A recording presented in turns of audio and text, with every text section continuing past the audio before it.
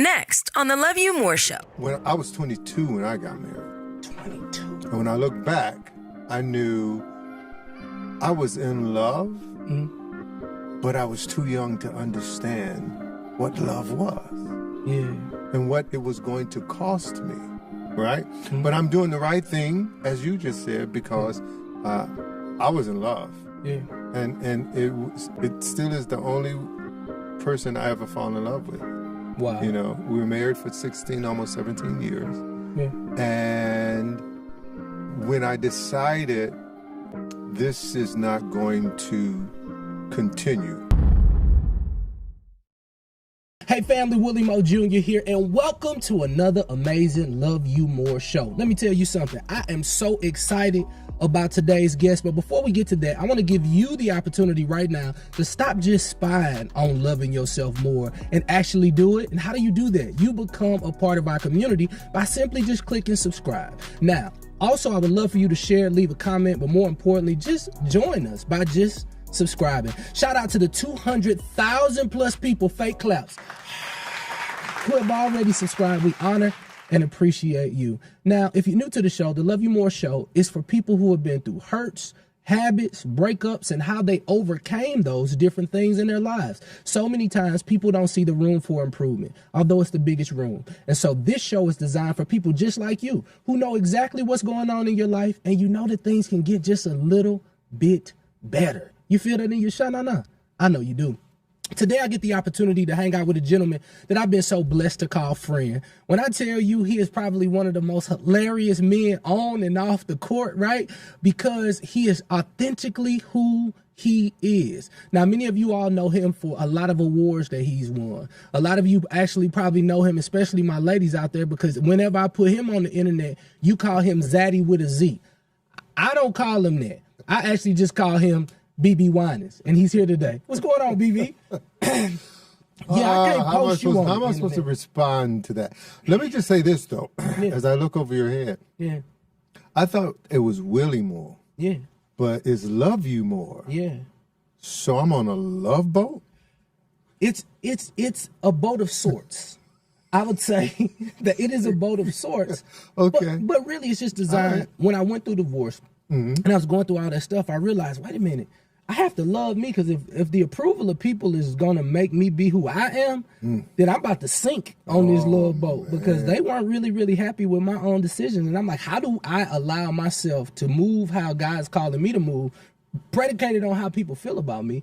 And so I said, listen, why don't I talk to people who have been through similar situations and or different things so I can learn? So this has been healing for me. Right. And I'm going to be honest with you. I don't plan to be healed by you, not even a little bit, on this interview, because you don't know how to be the man of God that I know that you have been called to be, BeBe.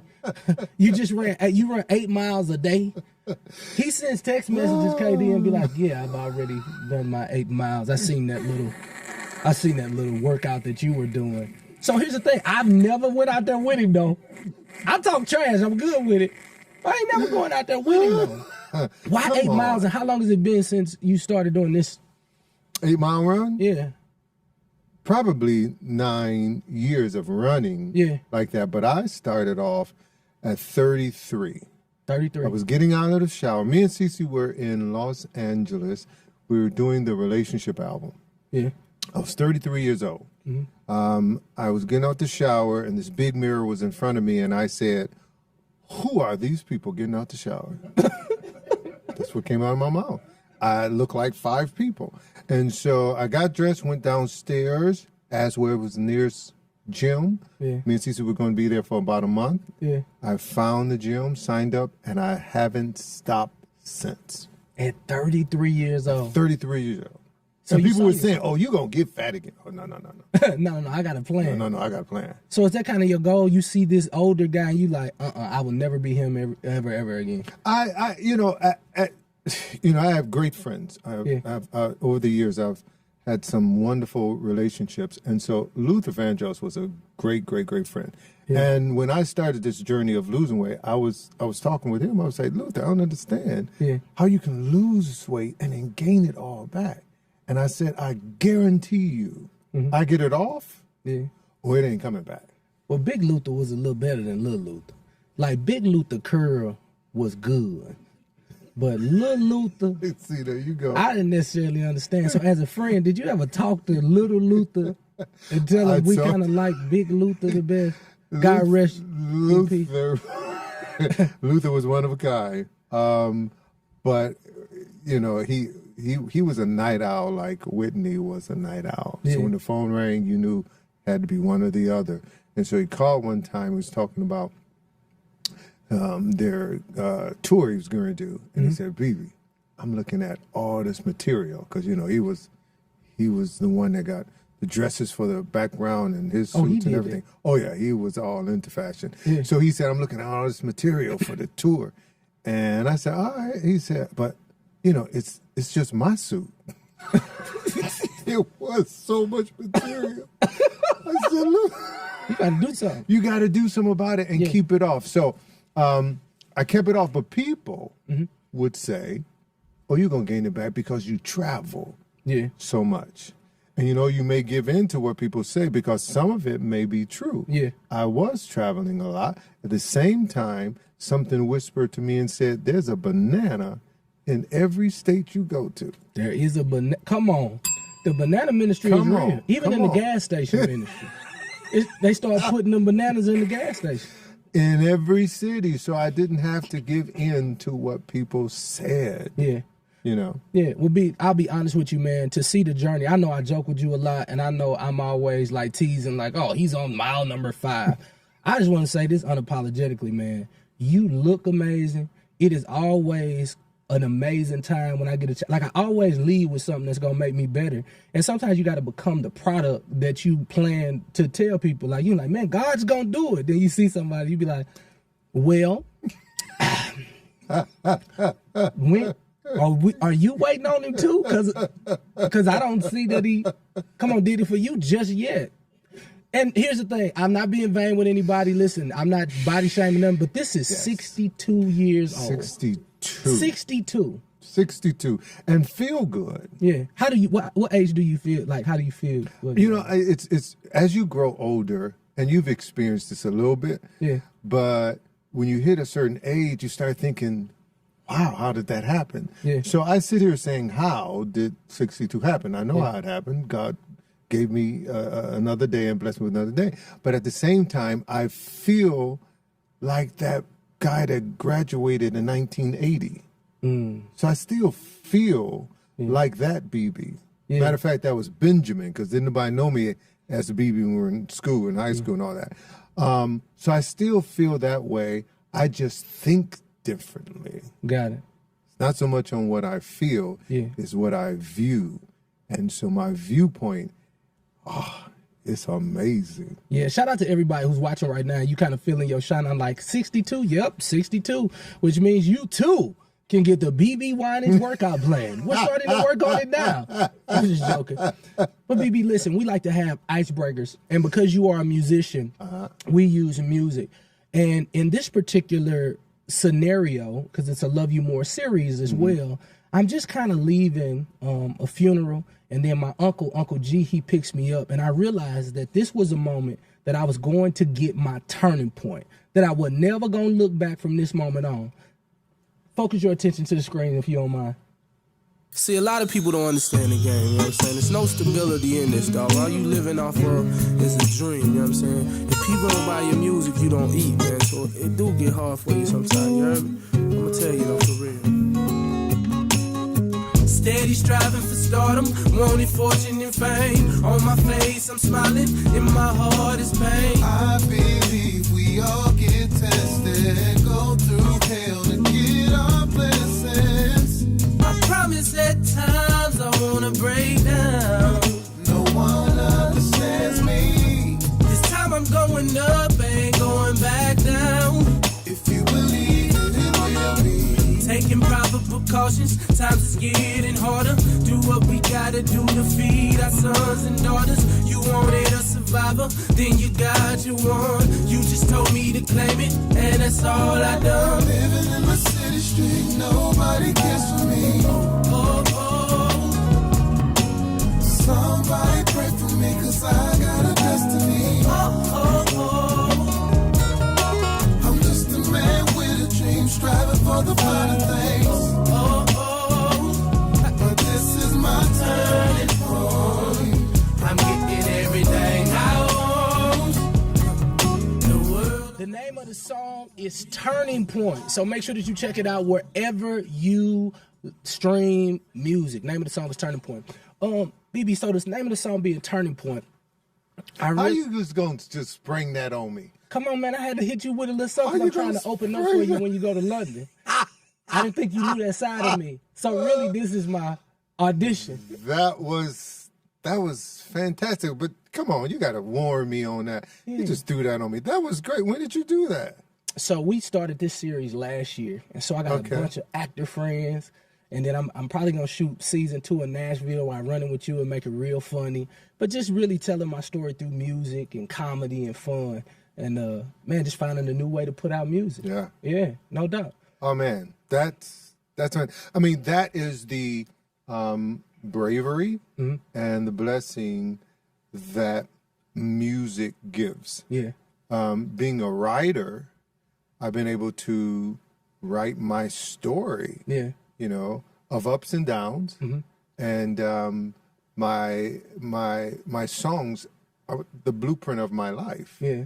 So that's part of your life. Turning Point is a part of your life, which goes from your heart to someone else's heart. Yeah. You know, you can tell when it's something, when something is written and you're listening to something, at least I can, and I can say, oh, that's an experience. Yeah. No, And that's so real. It's powerful. That was great. Man, I appreciate it. So can I open up for BeBe on the you BeBe can. Winans experience? Because you Yes. hate the word tour. Yes. I'm just letting everybody know this. I'm allergic. If you say tour, I messed around and said that. I want to say like second interview I'd ever did with BeBe Winans. He said, no, I'm allergic to that. And I'm like this young radio guy like, I've messed up now. He's like, no, I'm allergic to that. And you don't know what he's playing or not because his face never changed. He's like, I'm like, uh-oh, I done messed up now. But when I think about all the turning points that you had and just the discipline you have at 62, I begin to think about Pop Winans. Yeah. The barber. The person who really spoke to your heart at one time because you were a little different. Talk to me a little bit about your relationship with your father and how that really made you be the unfiltered version that we get a chance to see today. You know, I was the 7th child, so 6 older brothers. Yeah. And the baby boy. And I watched my father's relationship with all my older brothers. You know, so at 16, my father would tap you and say, oh, where you going? 17 is coming up. I've done my part. You're getting out of here. You're going somewhere. You're going somewhere. Yeah. And so my father was an only child. And so I saw how he was every man. He was a father. He was a husband. He was a son that his father denied was his. Oh, wow. So my father had not a great relationship with his father, but had an incredible relationship with his father's father, his grandfather. Okay. So understand, my last name was Glenn. From me on up, our last name was Glenn because my father took on his mother's name. So until 1964, my father, who loved his grandfather, which was I.W. Winans, asked him to change his name because he wanted his name to remain in the earth after he left. And so my father marched us up to the courthouse and changed our names from Glenn to Winans. So how old were you when this happened? I was 2. So the first Winans that was born was Cece as a Winans. And so, but my father was his own man. Yeah. So that I fell in love with. And one of the things he said to me that will always stay with me was he taught us to know who we were before we left the house.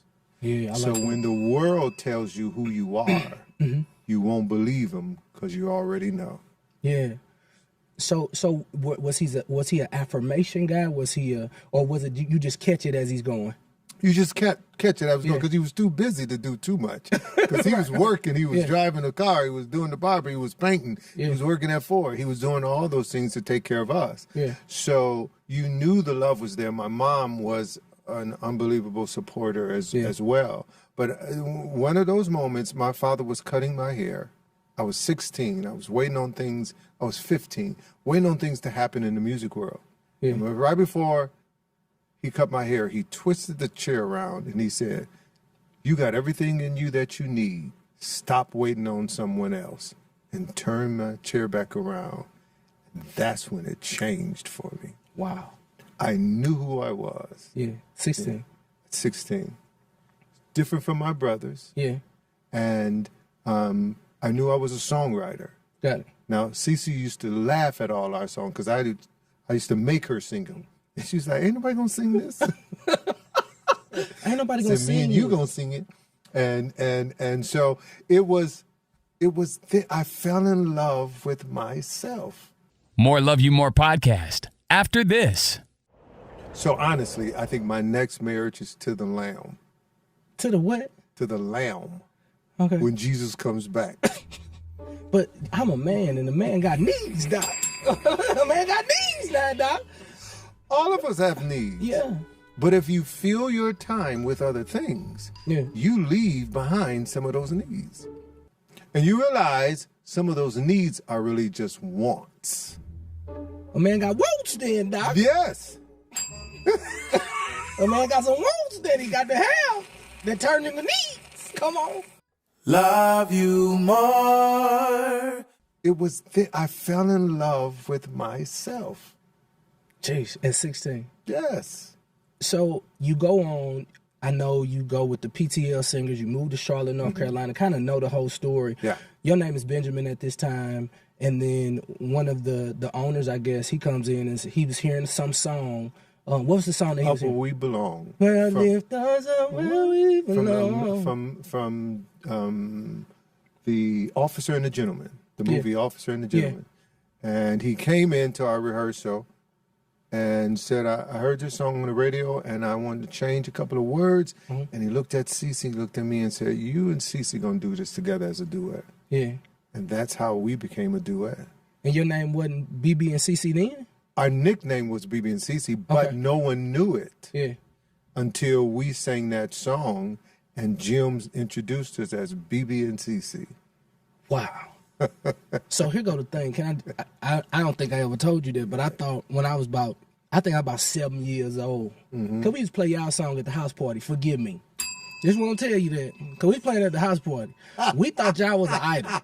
Okay. I'm from St. Louis, Missouri. I was like, BeBe and Cece, they go hand in glove. They go, you know what I'm saying? They go together. And I found out later in life that's your sister. And the song was about God. How much slack did you all get for being so mainstream with the music that you created? Total. Ooh. Not devastating because I knew who I was. 16. But we were destroyed, which could have been confusing because you pick up a mainstream magazine that says these are such incredible, godly gospel artists, BeBe and Cece, and you pick up a Christian magazine and say the devil is with these two people. Oh God. It was amazing. Pastors was preaching against us and this and that, and it was laughable because I knew who I was, and me and Cece knew who we were. So it didn't sting the way it would have if we didn't know who we were. Wow. So you have this massive success on all sides, not just African American people, white people, all across the globe. BeBe is beginning to be a name, and Cece is becoming that name. And then you start to get into relationship, and then you pick someone to be your wife. What did you see at that particular time for a wife, or was it something that you were looking for? Case in point, here's the thing. When I look back going through therapy, I realized that because I was adopted, I just wanted a family.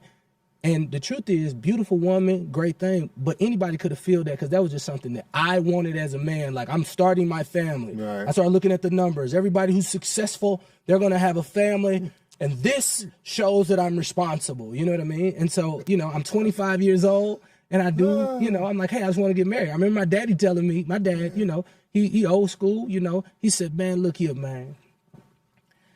Hell, I don't think you know what the hell you doing. Not that you picking the wrong woman. I just think you picking I think you picking at the wrong time. Yeah. You don't even know who you are yet. You're still in transition trying to figure things out. You want Jesus and you want R&B. You trying to figure things out, man. I would figure it out before I say I do. But look here, man. Marriage ain't like jail. But the world tells you, especially when I was coming up, that you had to do this at this time, at this moment, and then have kids at this moment, so you'll be still young enough to care for them and have a great time with them. How old were you? When I was 22 when I got married. 22. And when I look back, I knew I was in love, but I was too young to understand what love was. Yeah. And what it was going to cost me, right? But I'm doing the right thing, as you just said, because I was in love. Yeah. And it still is the only person I ever fall in love with. Wow. You know, we were married for 16, almost 17 years. Yeah. And when I decided this is not going to continue, I had a great, he's still a great friend of mine. Country, Chuck. I used to call him, he's a writer, I called him Chuck-a-Buck. Chuck-a-Buck, he was country. And was at his studio and he said, BeBe, now I know, you know, you're getting divorced, man. So look, BeBe, this is what you do. It's just a chapter in your journey, in your book. Now, it's just, you need to turn the page and another chapter begins. Yeah. So he taught me in that moment that it's not the end of my life. It's just the end of this chapter in my life. And there were so many chapters that were coming after that. But in the midst of the, you know how when you read the book, you know, it's like, oh my God, he's going to fall off the cliff. Oh, he's gone. Yeah. And then you don't want to turn the page because you know in reading what's getting ready to happen, he's falling off the cliff. Yeah. But sometimes you may pick the book, put the book down, pick it back up, and you realize he fell into a swimming pool. Ladies, I just want to tell you that was not in reference to you. Because every time he says anything about water or pools, you're in my Instagram asking for his number, and I'm praying for you. Hallelujah. BeBe, I got to ask you this, though. Like, you're this gospel Christian mega star. Like, it is not social media. I want to kind of give preface to this, that it's not like social media where everybody sees the inside of your life. It's Michael Jackson. It's Whitney Houston. It's Luther Vandross. It's BeBe and CeCe Winans. These are the people that we see in these books. You make this strong decision. Like, what does Mom and Pop Winans say when you have to make a decision for yourself after 16 years of marriage? It was interesting. I flew home.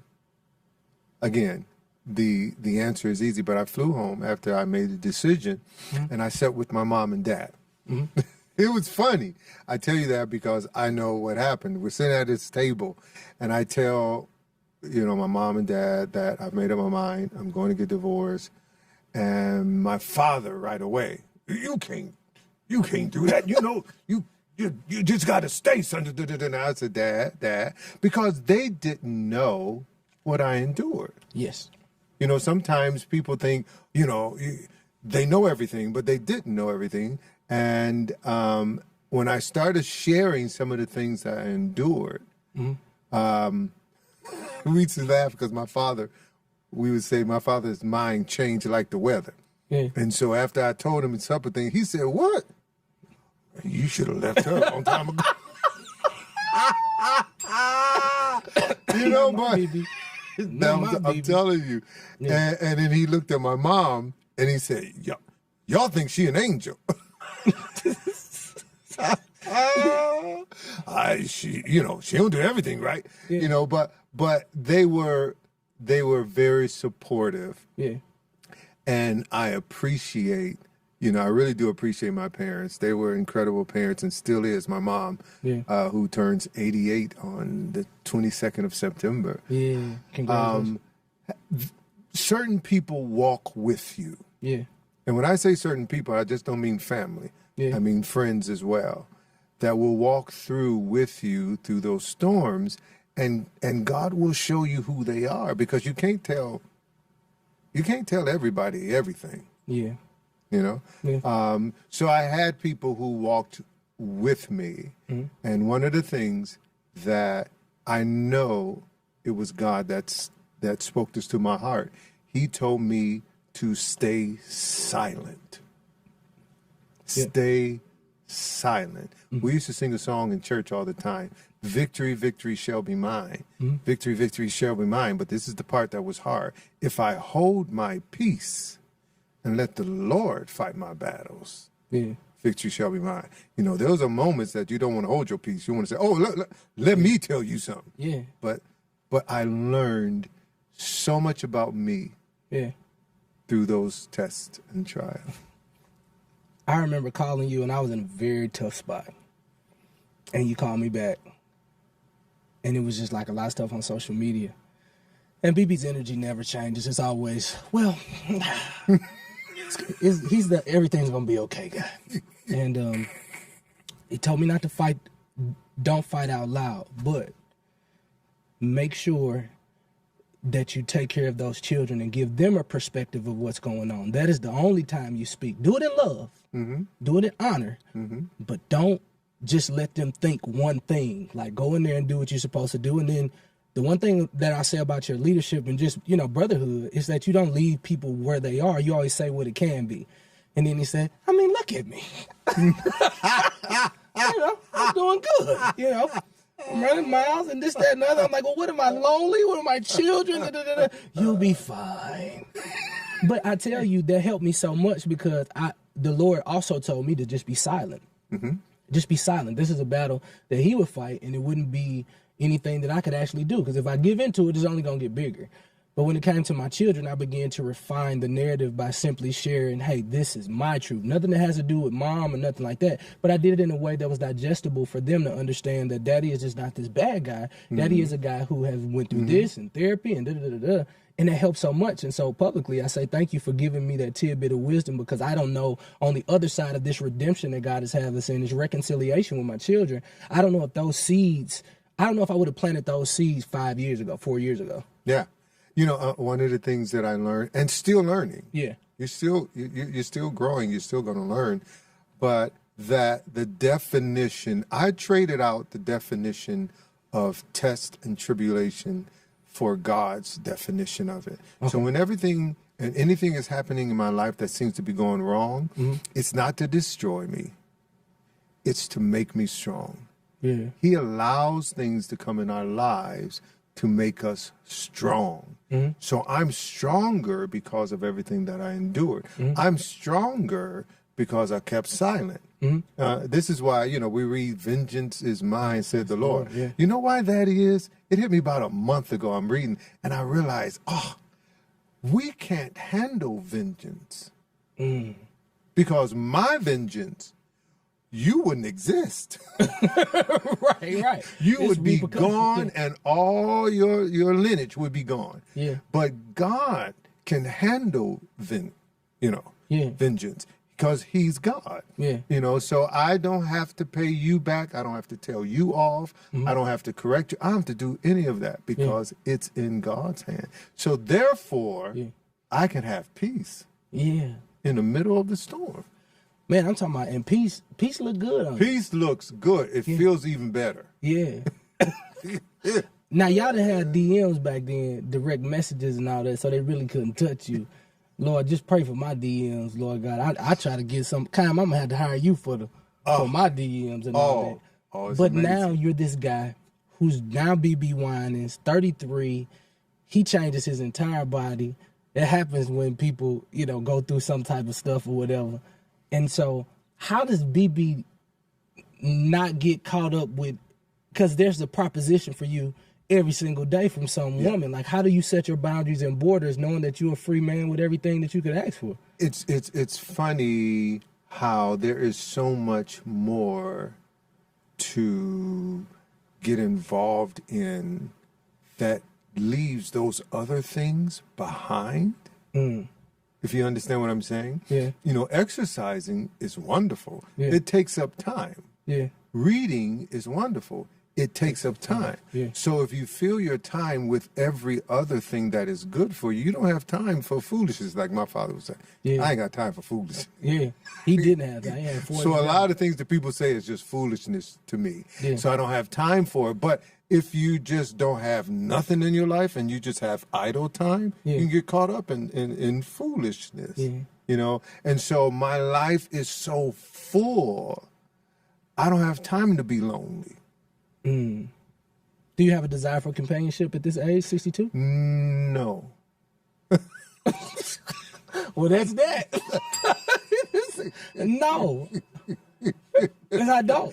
I went to the movies the other day, and I have the most wonderful time at the movies because it's just me. I ain't got to worry about where I got to sit or what time we got to leave out. Nah. Yeah. I'm enjoying. So honestly, I think my next marriage is to the Lamb. To the what? To the Lamb. Okay. When Jesus comes back. But I'm a man, and a man got needs, Doc. A man got needs now, Doc. All of us have needs. Yeah. But if you fill your time with other things, you leave behind some of those needs. And you realize some of those needs are really just wants. A man got wants then, Doc. Yes. A man got some wants that he got to have that turn into needs. Come on. All right. So this is just real. Yeah. All right. So one day the Lord told me, give me your sex life. We say that the Lord said, give me your cares, give me your concerns, told me, give you my sex life. And I gave it, and you know what? He can handle that. Wow. He can handle it. So any and everything that we go through, any and everything that we need, we can turn it over. He says, give it, and what he gives in return is peace beyond your imagination. Jeez. I remember my mom when my father passed. And so I was sitting with my mom, and we were talking about the funeral arrangements, and I looked at her and I said, Mom, now look, I'm gonna give you 2 years to mourn, and then I'm gonna find a rich Christian man. She said, boy, please. Yeah. I don't want to see another man in my life. Your father was too much. But it's what you allow God to be in your life. Now, if you limit him, then you're gonna have to hit that bell a couple of times. But if you don't limit him, man. So like, all right, God, I gotta give you give it to him. I'm gonna give you this part of my life too. He can handle that. That's good. God can handle that. Do me a favor, if you're watching, subscribe to this channel real quick and share this with as many people as possible. BeBe, I do have to ask you this, because now you are, really, really kind of hopping back in the studio. We've been hearing about an album for the last 3 years. You did a live recording, and they say you touring around. You sold out some stadiums in Africa. I seen the pictures. I said, I ain't gonna never get a chance to talk to him again. Y'all was screaming a little too loud for that. So musically now, is writing still cathartic for you to go out there and do what you're doing in the studio? It is. But again, I'm on my own time, and that's one of the things I enjoy.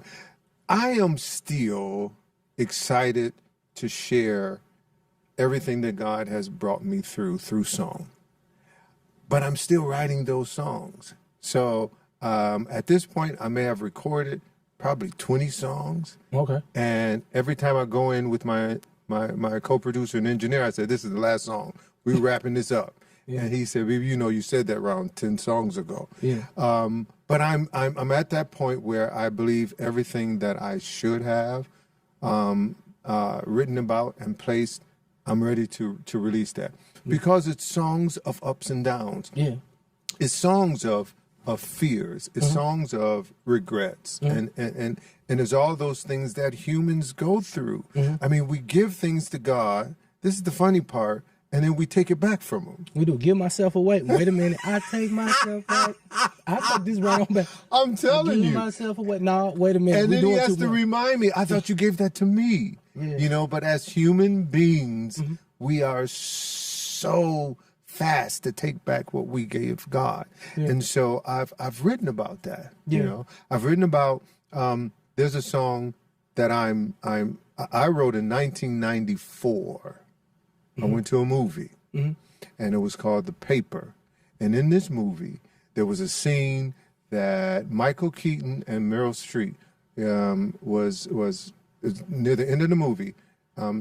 She wanted to run a story about something that they really didn't have the facts on. And so Michael was reluctant. He looked at her and he said, you know, but I just don't, we just don't have the facts. She said, run it today, and if we're wrong, we'll correct it tomorrow. And he looked at her and said, but I don't want to be wrong today. I don't want to be wrong today. I don't want to be wrong today. That's real. And I said, oh, that's a song. That is a song. So I went home, I started writing this song, and I just finished it. Did you record it yet? I just recorded it. Hit it a little bit for me. We all are humans. And here's what that means. We all have our ups and downs. For the life we're living, there's a prize redeemed based on what we do here and now. And what I'm saying, there's a right and wrong and always a choice at hand. Instructions given for us to take along. Then the simple chorus says, I've been wrong in so many ways, but I don't want to be wrong today. Come on, BeBe. Come on, BeBe. Come on. I done been wrong in so many ways. In so many ways. The truth comes down, somebody pays, but I don't want to be wrong today. No, I don't want to be wrong today, but I found a solution that changed my ways. Now, I don't have to be wrong today. What? He turned into BeBe on me. He was Benjamin for a little while. Now he turned into BeBe on me. BeBe, now, how many times you hear this now? Because I ain't trying to be funny now. But I just feel like sometimes, I'm so glad you gave your life to Jesus at a young age. But I just feel like if you would have, I don't want to be wrong, baby. Like if you would have hit a baby right there, why not like a little R&B? Because you at the age now where it's like, man, I don't really want nothing from nobody. Like, I remember when people be, like, I'm in the gospel music industry. I can tell when they got to put them nickels together. So they Jesus all the way because they know this is the way, the truth, and the life, and the way to my paycheck. That's not your call. Like, have you ever doubled and dabbed with Luther Vandross and Whitney Houston and write anything besides gospel and Christian music? I had desires for my music to be heard everywhere when I was young. Glory to God. And I wanted that, and people said the only way that could happen to be on the R&B charts, be on pop charts, you had to sing those songs. Again, the Lord told me, give me your song. He knew my desires, but I gave it to him. And he just outdid himself. He did. Really did. And so why would I look back now and say, let me change this formula?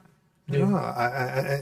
No, so it is a wonderful thing when people come up to you and say, hey, I heard your music when I was on the dance floor at the club, and it touched me and it brought me to a place where, he's talking about God, and my life was changed. Man, it says everything that I have endured was worth it. Wait just a minute. More Love You More show right after this. I'm doing a live show.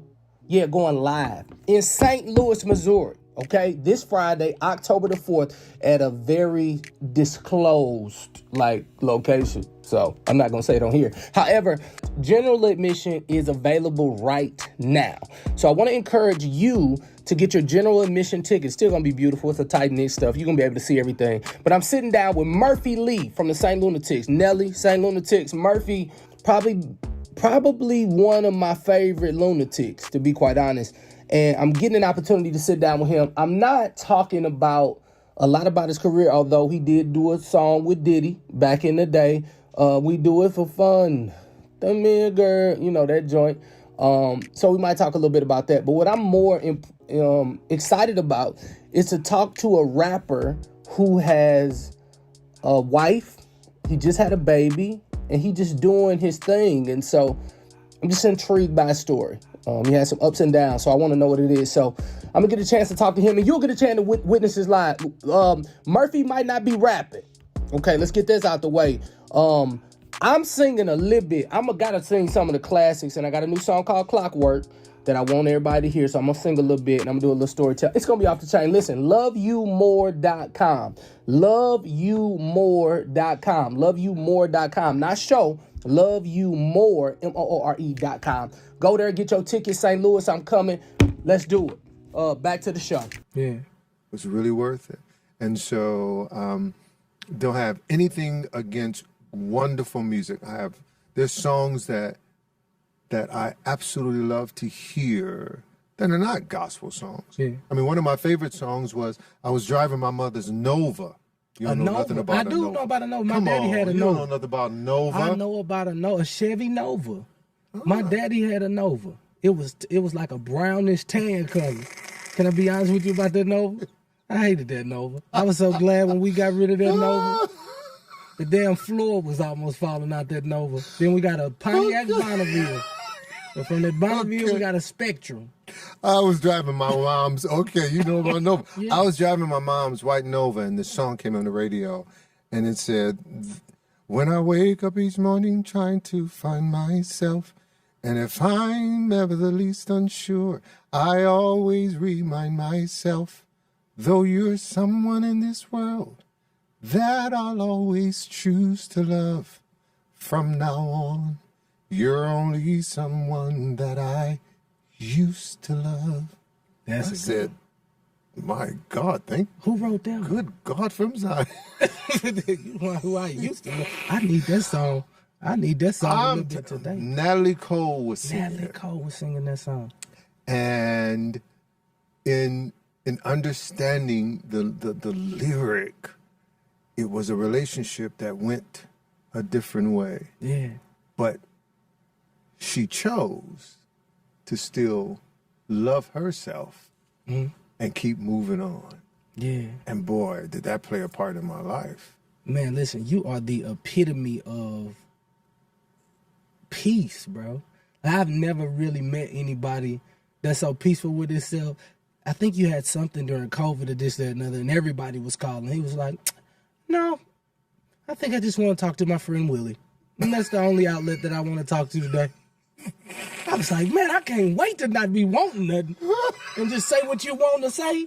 But now I understand at 16, like you were able to, it was a seed that happened at 16 that said, I know who I am. You know, sometimes you don't know what people think of you or understand about you, right? And so my mom, I laugh because this came from my brother Daniel, who's a year older than me. We co-host a birthday dinner for my mother. And so Daniel was saying, all right, this is the last thing I'm going to say. And he said, he said this to my family and all the friends that were there. He said, in case y'all didn't know, BeBe loves himself. So no matter what y'all say, he doesn't care. Not at all. And he went on. And I just went to laughing. But it was true about what he said about me. So in order to do anything for God, you have to know who you are. Yes, sir. Because people are not going to like you. People are not going to be in your corner. People are waiting for you to fall. People are waiting to destroy you, right? Yes, sir. So if you don't know who you are, if you don't love you, now understand, loving you does not mean you're perfect. Loving yourself means you have to deal with the ups and the downs, the good, bad, and ugly. Yes, sir. But loving yourself is so important. Mm-hmm. It's so important. So success or without success, I enjoyed myself. We definitely know that to be true. Come on, somebody. BeBe, I got to ask you just one more question. Mm-hmm. What's a complete necessity when you're in the studio writing? Like, what's one thing you have to have when you're in the studio? Just people around me who tell the truth. Got it. So, for instance, there's an engineer that has been my engineer since BeBe and CC first started. His name is Jeff. Jeff has been my engineer for 40 years. Okay. And the reason why he's still my engineer, because he'll say, BeBe, that was a horrible take. And I believe him. I don't question when people who I know love me, whether in the studio, whether working or around me, that's going to tell me the truth. So I need truth around me in my private life, in my public life, in any and everything that I do. Yeah. I want truth surrounding me. Listen, family, I just want to talk to you real quick, just as we put a bow on this thing. You know, we play a lot and joke a lot, but what I heard today, and of course I've known BeBe for a while now, but I just never really understood that seed that changed everything. And it was at 16 years old when he realized that everything that he needed was on the inside of him. And so maybe you didn't get the esteemed privilege, like many people didn't, to have a father speak into your life and give you the affirmation that it's okay to be you. Well, listen, I'm not attempting to be anybody's father, but I do want to lead you to a father who made you fearfully and wonderfully made. And I want you to know today that he says that it's okay to be you. Baby, when he made you, he broke the mold.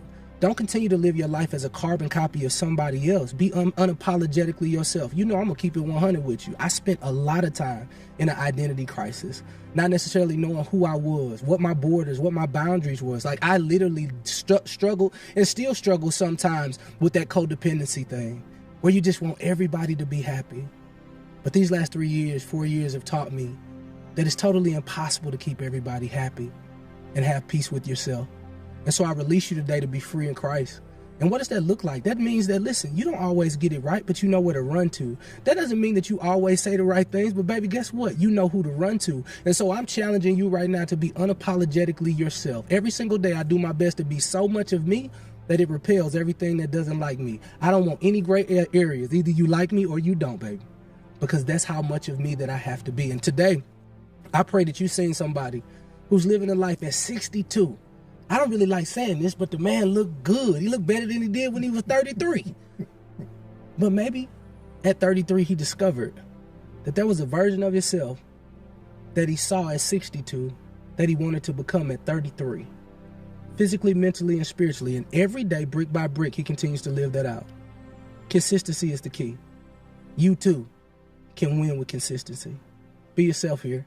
I love you unapologetically. Make sure that you subscribe to this channel. Share this with as many people as possible. And we are coming to a city near you. We're going live. I think we are going to St. Louis, depending on when you see this. We're in Atlanta. We're going to be in D.C. and so many other cities, taping live recordings. And you never know who's going to come pop up on your nephew, Willie Mo Jr. And I promise you this, I'm going to have my calf muscles out if it's over 50 degrees.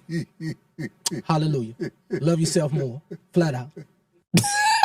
Yes, Lord. You know I got to keep it real with you. But what I want you to do is I want to make sure that you share this, you comment, you click like, engage with us. Listen, everybody wants to be celebrated, not just tolerated. Don't just tolerate us, celebrate us by liking, sharing, and commenting. Can't do it without you. That's all you got to do. Just click it. Do that for me. See you next week. Flat out. Love you more. Love you more.